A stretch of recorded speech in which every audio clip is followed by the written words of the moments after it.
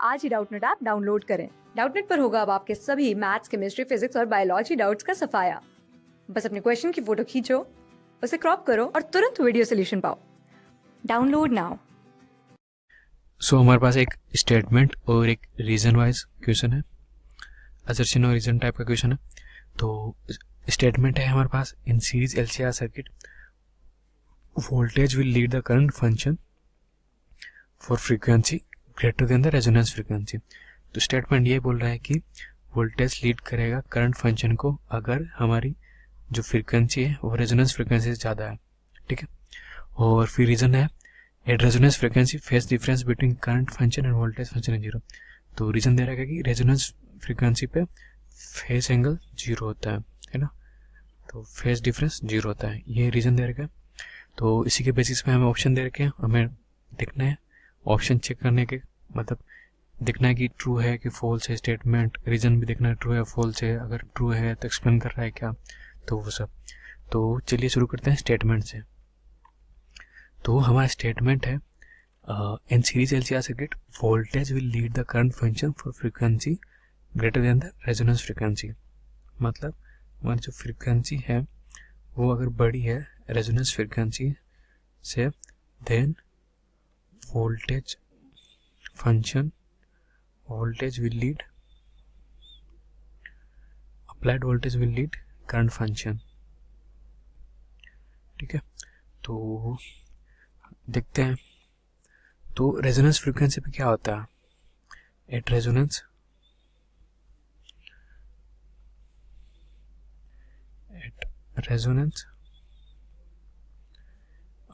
XL equal to XR, X equal to XC, XL होता है omega L equal to omega C, omega C.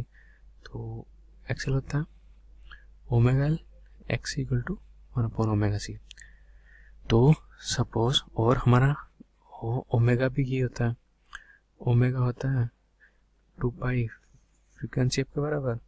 तो omega directly proportional to frequency और X L directly proportional to frequency, यहाँ से X C inversely proportional to frequency, है ना।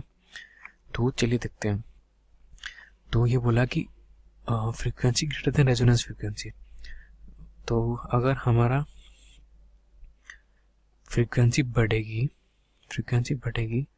तो इसका मतलब हुआ कि हमारा एक्सएल बढ़ेगा, फ्रीक्वेंसी बढ़ेगी तो ओमेगा बढ़ेगा तो एक्सएल बढ़ेगा। और इसी केस में अगर फ्रीक्वेंसी बढ़ी तो हमारा एक्सी घटेगा, है ना, क्योंकि अगर फ्रीक्वेंसी बढ़ी यहाँ पे तो एक्सी कम होगा तो एक्सी घटेगा।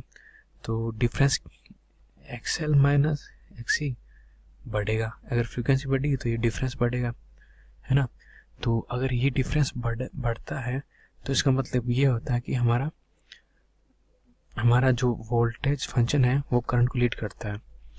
तो इसका मतलब ये हुआ कि दिस इम्प्लाइज दैट वोल्टेज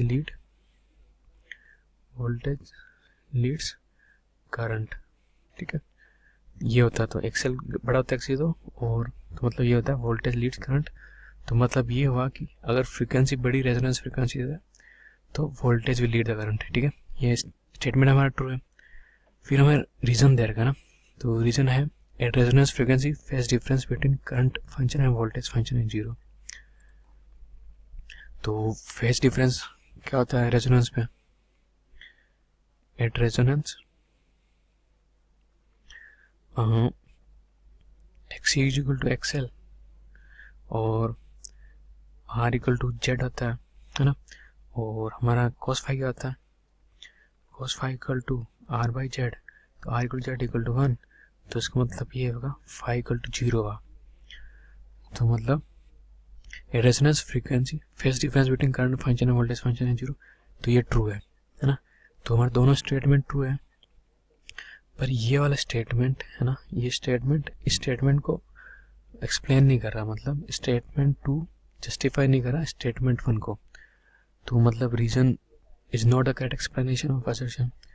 तो हमारा यहाँ से ऑप्शन हुआ आंसर बी, क्योंकि रीजन एक्सप्लेन नहीं कर रहा। क्लास 6 से 12 से लेके नीट, IIT, JEE मेंस और एडवांस के लेवल तक 10 मिलियन से ज्यादा स्टूडेंट्स का भरोसा। आज ही डाउनलोड करें डाउटनेट ऐप या व्हाट्सएप कीजिए अपने डाउट्स 8400 400 400 पर।